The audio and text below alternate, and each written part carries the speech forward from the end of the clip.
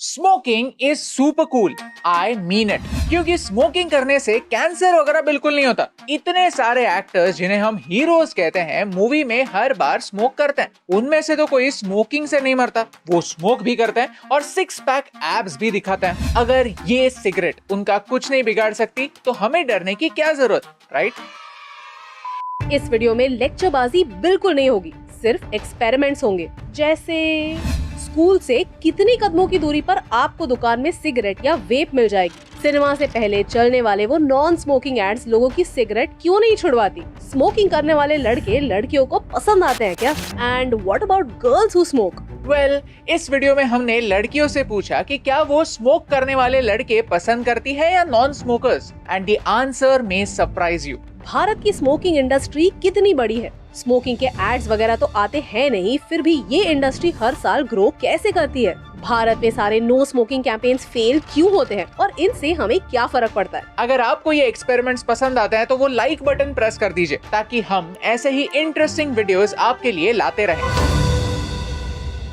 कुछ लोग स्मोकिंग के एडिक्ट होते हैं तो कुछ लोग सक्सेस के। अगर आप एक बिजनेस करते हैं तो आज हम आपके सेल्स को ऑटोमेट और स्ट्रीमलाइन करने का एक फ्री एप्लीकेशन लाए हैं with the partner of today's video, Odoo. Odoo का CRM एप्लीकेशन आपको सेल्स ट्रैकिंग और ऑर्गेनाइजेशन में मदद करता है। पूरा सेल्स फ्लो स्मूथ बनाता है, from lead generation to even closing the deal. For example, अगर कोई आपके वेबसाइट पर सर्विसेज की इंक्वायरी करता है, विद ओडू CRM वो लीड्स आपके सिस्टम में ऑटोमेटिकली आ जाएंगी। ओडू CRM एक पाइपलाइन फॉर्मेट में है, तो हर एक लीड की लाइफ साइकिल क्या है, उस लीड से फॉलो अप कब लेनी है, मीटिंग कब शेड्यूल करनी है, ईमेल भेजना है, प्रपोजल डॉक्यूमेंट अपलोड करना है, all of this can be tracked in one place. You can also use the ChatGPT integration that Odoo offers to save time while writing. जैसे ही एक अपॉर्चुनिटी सेल्स में convert होती है, it moves from proposition to one. यहाँ अलग अलग views भी हैं to help you plan better. In fact आप CRM ऐप को यूज करके लीड्स भी जनरेट कर सकते हो, वो भी automatically based on location and industry,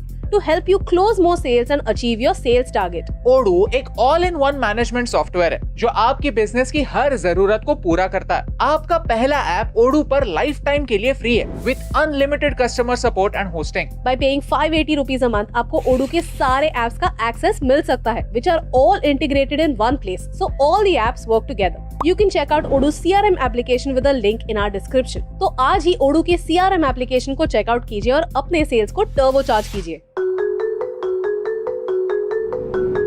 Bharat में 26 करोड़ टोबैको यूजर्स हैं। देश के टोटल पॉपुलेशन के 18% लोग स्मोक करते हैं, और अगर टोटल पॉपुलेशन से माइनर्स को हटा दे तो 1/3 भारत स्मोक करता है। Why? Because smoking is cool. Smoking cool बना कैसे? मीडिया की वजह से। आज भारत में सिगरेट्स की एड्स पर बैन है, लेकिन 25 साल पहले सब चलता था। Let me show you. ये देखिए, आपके सबसे favourite actors cigarettes openly promote करते थे, और इनमें कुछ ऐसे एक्टर्स भी शामिल हैं जो हेल्थ के नाम पर आपको सिगरेट छोड़ने के लिए कहते हैं। सोचिए, अगर इस अक्षय कुमार को आज के अक्षय कुमार मिलते तो क्या कहते? नहीं, हम अक्षय कुमार को टारगेट बिल्कुल नहीं कर रहे। ना कि ये कह रहे हैं कि स्मोकिंग के एड्स गलत थे, क्योंकि एक जमाना ऐसा था जब स्मोकिंग को दुनिया भर में डॉक्टर्स भी प्रमोट करते थे। ये देखिए, यहाँ मानो इस तरह दिखाया गया है कि डॉक्टर्स सिगरेट को खुद रेकमेंड करते हैं। ये इंडियन एड 1960s का है, जहाँ ये सिगरेट कंपनी कहती है कि देसी सिगरेट चुनिए और अपने आस पड़ोस के लोगों को भी देसी चुनने के लिए इन्फ्लुएंस कीजिए। सिगरेट ब्रांड में आत्मनिर्भर बनिए। अगर आप देसी सिगरेट पीते हैं तो आप देशभक्त हैं। और एडवर्टाइजिंग को छोड़िए, स्मोकिंग एक लाइफस्टाइल बन चुका था। मीडिया में हमारे लीडर्स, हमारे नेता सिगरेट पीते हुए दिखते थे। ये फोटो एक प्रेस कॉन्फ्रेंस का है जहाँ प्रेस के सारे लोग हमारी PM इंदिरा गांधी जी के सामने सिगरेट पी रहे हैं। इस फोटो में हमारे एक्स फाइनेंस मिनिस्टर खुद इम्पोर्टेंट अनाउंसमेंट के समय धुआं खेल रहे हैं। दिस इज आवर पास्ट, जिसकी वजह से हमने हमारे समाज को ही एक सिग्नल दिया कि सक्सेसफुल लोग सिगरेट पीते हैं, सिगरेट पीने के बावजूद हेल्दी रहते हैं। अगर उन्हें कैंसर नहीं होता तो आपको क्यों होगा? This is where we failed as an entire generation.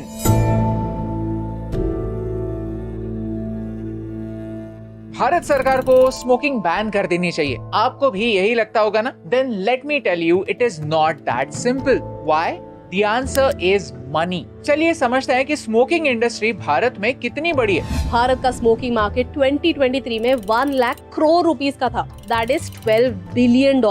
To put things in perspective, ये भारत की चॉकलेट मार्केट से 6 गुना बड़ा है और भारत की बिस्किट मार्केट से 4 गुना बड़ा। यानी बड़ों की आदतें बच्चों की आदतों से बहुत बड़ी है और कम होने का नाम ही नहीं ले रही। ये मार्केट हर साल 4 to 5% से ग्रो करता है। भारत चाइना के बाद दुनिया का लार्जेस्ट टोबैको प्रोड्यूसिंग देश है।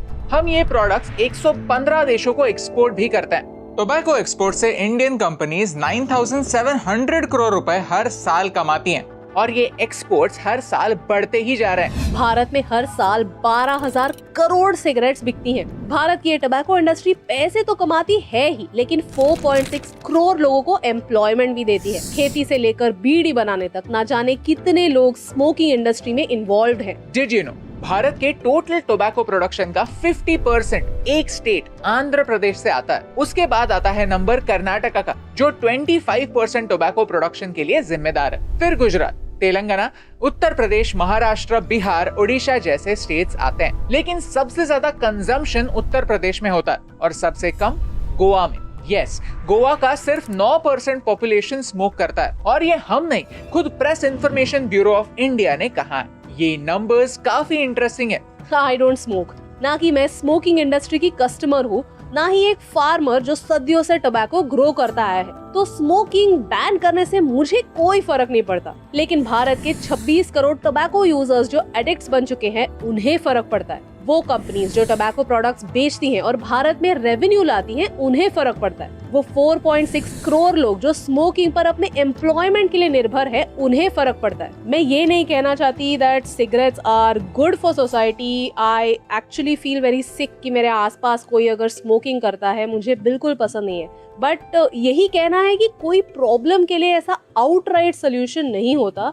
उसमें काफी सारे नुआंसेस, काफी सारे पर्सपेक्टिव्स होते हैं जो हमें कंसिडर करने होते हैं। लाइक फॉर एग्जांपल, अगर स्मोकिंग को झट से बैन कर दिया तो इन सारी चीजों का क्या, वो कंपनीज का क्या, फार्मर्स का क्या, एंड वो लोग जो टबैको खाते हैं उनको वो कैसे कोप करेंगे। So this is a big problem with different facets.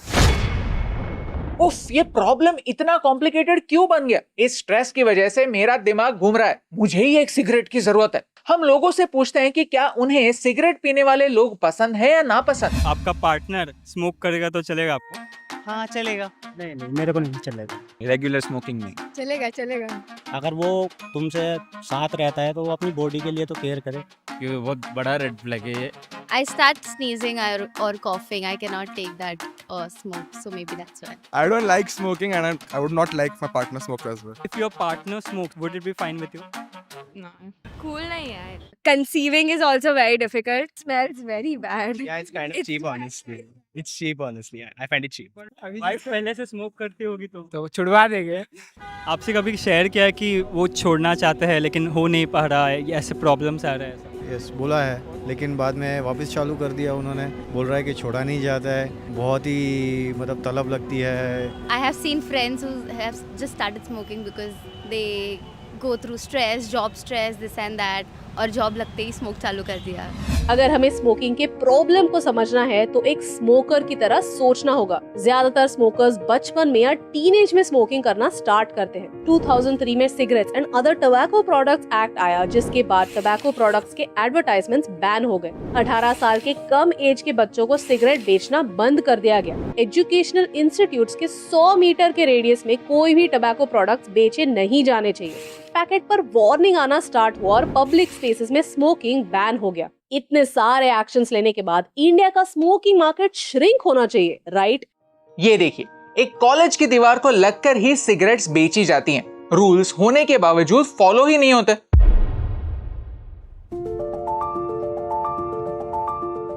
आज भी मेरे कॉलेज के सामने ही हर जेरोक्स वाले के पास लाइटर टंगा हुआ होता ही है। रूल तो कहता है कि 18 साल के कम एज के बच्चों को सिगरेट्स बेची नहीं जानी चाहिए, लेकिन स्कूल से 50 कदमों की दूरी पर पेप्सी कोला जिस दुकान में मिलता है, उसी दुकान में सिगरेट भी मिलती है। सरकार को लगता है कि सिगरेट्स पर टैक्स बढ़ाने से स्मोकर्स की तादाद कम हो जाएगी, लेकिन होता कुछ और ही है। आज देश में सिगरेट्स पर 52% टैक्स लगता है, तो सिगरेट्स महंगी होती है। इस वजह से सिगरेट स्मगलिंग की शुरुआत हो चुकी है। म्यांमार और मणिपुर बॉर्डर से भारत में सिगरेट स्मगलिंग शुरू हो चुकी है। पूरे मार्केट में Korean cigarette brands illegally enter कर चुके हैं। इन कोरियन सिगरेट्स पर कोई वार्निंग साइन नहीं होती, प्लस कोई टैक्स नहीं।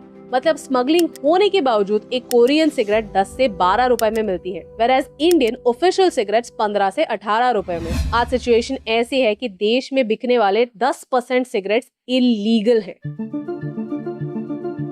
भारत में ई सिगरेट्स और वेपिंग बैन है, लेकिन बैन है इसका मतलब ये नहीं कि वेपिंग बंद हो चुका है। भारत के कई दुकान सिर्फ वेप मशीन्स को बेचकर अपना पूरा बिजनेस चलाते हैं। वो कहते हैं कि अगर उन्होंने वेप बेचना बंद कर दिया तो उन्हें उनकी दुकान ही बंद करनी पड़ेगी। चाइनीज वेप्स इजीली एक्सेसिबल है, अलग अलग फ्लेवर्स में मिलते हैं और एक लाइफस्टाइल स्टेटमेंट बन चुके हैं। वेपिंग करने से स्मोकिंग जैसी गंदी बदबू नहीं आती, क्योंकि वेप्स अलग अलग फ्लेवर्स में अवेलेबल होते हैं। और तो और पुलिस भी वेप्स पसंद करते हैं, क्योंकि अगर किसी को वेप करते हुए पकड़ा तो तगड़ी फाइन मार सकते हैं। मेरा मतलब है पैसे खा सकते हैं। एक सिगरेट आपको कितना हार्म करती है ये जानने के लिए हम कैसे होंगे? जब से धोखा मिला है, ब्रेकअप हुआ है, तब से। अच्छा, लोग कहते हैं प्यार में धोखा सिर्फ लड़का ही देता है, लेकिन ये यहाँ पर गलत है, क्योंकि लड़का नहीं लड़की भी धोखा देता है प्यार में। लेकिन सिगरेट पीने से आपको नुकसान ज़्यादा हो रहा है ना, उनको नुकसान नहीं। वो हमें नुकसान हो रहा है, लेकिन क्या करें, उसको तो आदत छोड़ाना पड़ेगा ना। जिसके याद में जी रहे थे उनको भूलने के लिए हमें तो कुछ करना पड़ेगा ना। स्मोकिंग पॉलिसी मेकर्स जब तक स्मोकर्स की तरह सोचते नहीं, तब तक वो स्मोकिंग के प्रॉब्लम को कभी भी रोक नहीं पाएंगे। एक एग्जाम्पल से समझाता हूँ। आपने थिएटर्स में वो मुकेश वाली एड तो देखी होगी, लेकिन इन एड्स को देखकर कोई स्मोकिंग या पान मसाला की आदत छोड़ता क्यों नहीं? रीजन ये है कि ये सारे एड्स वही बातें दोहराते हैं जो सबको पता है। सबको पता है कि स्मोकिंग से कैंसर होता है। सबको पता है कि हर 6 मिनट स्मोकिंग की वजह से किसी की जान जाती है। लेकिन अगर इन बातों का डर स्मोकिंग छुड़ाने के लिए काफी होता तो बचपन में साइंस की किताब पढ़कर ही कोई स्मोकिंग करना स्टार्ट ही नहीं करता। जब स्मोकर्स को पूछा गया कि आप सिगरेट छोड़ते क्यों नहीं, तो 88% स्मोकर्स ने कहा कि उन्होंने कोशिश तो की है, लेकिन उनसे पॉसिबल ही नहीं हुआ। क्यों? स्मोकिंग छोड़ना इतना डिफिकल्ट क्यों? 3 मेन रीजंस हैं। Number 1, withdrawal symptoms. जैसे ही एक एडिक्ट स्मोकिंग अचानक से रोक देता है, उसका गुस्सा बढ़ता है, एंजाइटी बढ़ती है, रात को नींद नहीं आती। कुछ लोगों को सुबह टॉयलेट जाने में तकलीफ होने लगती है, क्योंकि उनकी बॉडी स्मोक पर इतनी डिपेंडेंट है कि स्मोकिंग ना करना उनके लिए अनइमेजिनेबल बन चुका है। स्मोकिंग एक साइकोलॉजिकल एडिक्शन भी है। हमारे लिप्स हमारे बॉडी के सबसे सेंसिटिव एरिया में से एक होते हैं। एक रिसर्च कहता है कि जो बच्चे ज्यादा समय के लिए अंगूठा चूसते हैं, उन्हें स्मोकिंग की आदत लगने के ज्यादा चांसेस होते हैं। सिगरेट को इतना कूल और इतना एडिक्टिव इसी तरह से बनाया गया है कि यहाँ पर रखने पर आपको उसकी लत लग जाएगी। रीजन नंबर 2 है निकोटीन एडिक्शन। जैसे आप ज्यादा स्मोक करने लगते हैं, आपके ब्रेन में निकोटीन रिसेप्टर्स बढ़ जाते हैं। निकोटीन शॉर्ट टर्म में आपका स्ट्रेस कम करने में और आपका मूड रेगुलेट करने में हेल्प करता है। फॉर अ नॉन स्मोकर ये कहना आसान है कि सिगरेट पीने से कुछ हासिल नहीं होता। Speak to an addict, they will tell you कि उन्हें पता है दैट स्मोकिंग इज बैड, लेकिन वो छोड़ ही नहीं पाते। लत इससे ही कहते हैं। Reason number 3 is pure pressure. अक्सर कुछ ऑफिसेस में या कॉलेजेस में कल्चर ही बन जाता है कि जो स्मोकर है वही कूल है, और इसी वजह से अच्छे लोगों को भी आदत लग जाती है। दोस्तों के एक ग्रुप में अगर 5 लोग हैं और उनमें से एक स्मोकिंग छोड़ना भी चाहे, तो बाकी के 4 लोगों से जब मिलेगा तो सोचेगा, अरे मैं माइनॉरिटी में हूँ तो ये लोग मुझे ग्रुप से ही हटा देंगे। इस ट्राइब मेंटालिटी की वजह से लोगों को स्मोकिंग छोड़ना आसान नहीं होता।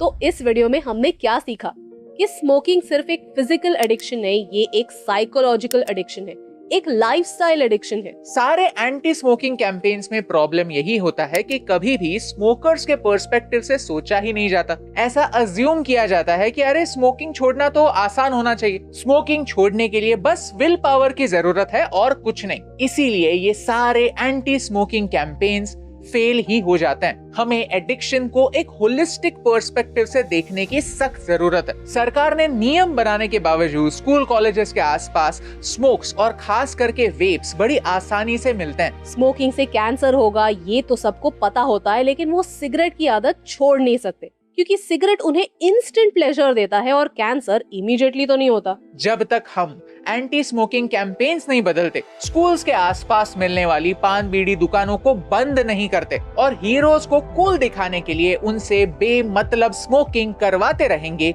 स्मोकिंग कूल ही रहेगा। बीड़ी सिगरेट बन जाएगी, सिगरेट वेप्स का रूप लेंगे, लेकिन लाइफ धुआं बनती रहेगी। चलिए स्मोकिंग को कूल बनने से रोकते हैं। अगर आप भी चाहते हैं कि आपके दोस्त स्मोकिंग की आदत छोड़ दें तो इस वीडियो को उनके साथ शेयर कीजिए। हो सकता है कि बिना लेक्चरबाजी का वीडियो देखकर उन्हें सिगरेट छोड़ने की इंस्पिरेशन मिले, क्योंकि एक के करने से क्या फर्क पड़ता है, लेकिन एक एक के करने से बहुत फर्क पड़ता है। और इन दो लाइंस में सिर्फ एक का फर्क है, and that's the reason why फर्क पड़ता है।